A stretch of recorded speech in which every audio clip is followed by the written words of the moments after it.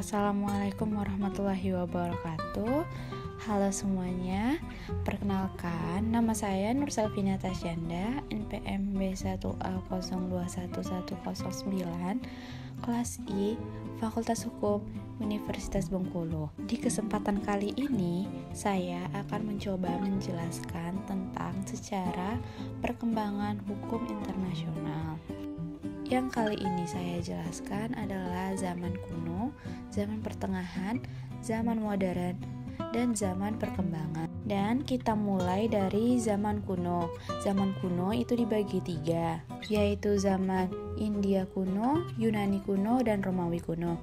Nah, yang pertama saya jelaskan adalah zaman India kuno. Di India kuno ini sudah terdapat undang-undang Manu yang berisi tentang kedudukan raja-raja, suku bangsa dan kasta, utusan raja atau diplomat, perjanjian antar raja-raja, hukum perang, dan cara memperlakukan tawanan. Selanjutnya adalah zaman Yunani kuno, yaitu abad ke-6 sebelum Masehi sampai abad ke-12 Masehi. Nah, di zaman Yunani kuno ini terdapat hukum antar polis di bidang perdagangan, yang kedua wakil negara disebut konsul, yang ketiga adanya badan arbitrase. Nah, selanjutnya zaman Romawi kuno. Di zaman Romawi kuno ini tidak ada aturan baru di bidang hukum internasional dan berlakunya hukum Romawi dengan penerapan azas-azas hukum perdata, yaitu azas Pacta San Severda dan lain-lainnya. Yang selanjutnya adalah zaman pertengahan, yaitu terjadi antara abad ke-12 hingga 1648.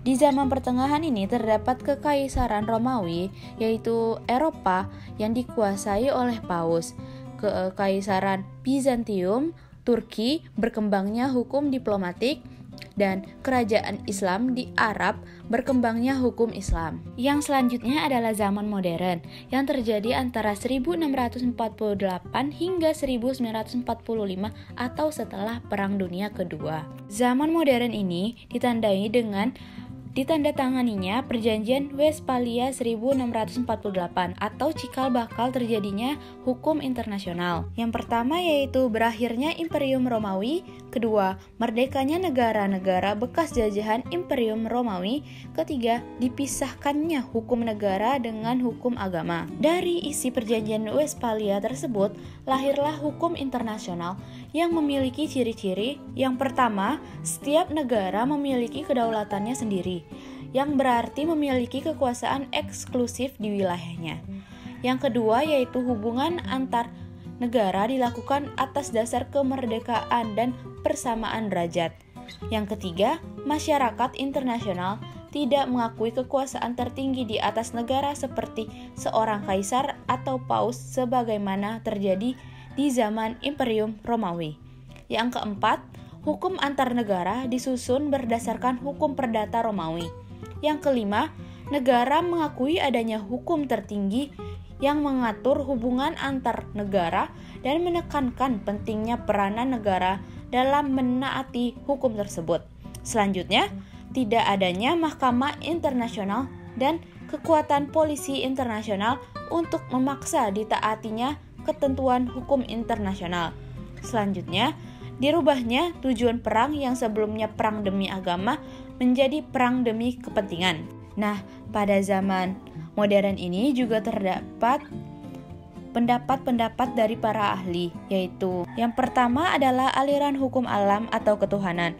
Nah, di sini terdapat beberapa tokoh, yaitu yang pertama Francisco Victoria dengan bukunya Relatio de Indies. Yang kedua adalah Francisco Suarez dengan bukunya De Legibus Ae. Selanjutnya adalah aliran sekularisme dengan tokoh Grotius. Yang selanjutnya aliran positivisme dengan beberapa tokoh, yaitu Christian Wolff, Van Martens, dan Emeric de Vantel. Selanjutnya, zaman modern ini ditandai dengan ditandatanganinya beberapa perjanjian internasional seperti Konferensi Den Haag 1899 dan 1907, Konvensi Jenewa 1864 dan sebagainya. Didirikannya Liga Bangsa-Bangsa melalui perjanjian Versailles 1919 setelah Perang Dunia Pertama. Selanjutnya didirikan Mahkamah Internasional Permanen pada 1921. Selanjutnya berdirinya PBB melalui Perjanjian San Francisco 1945.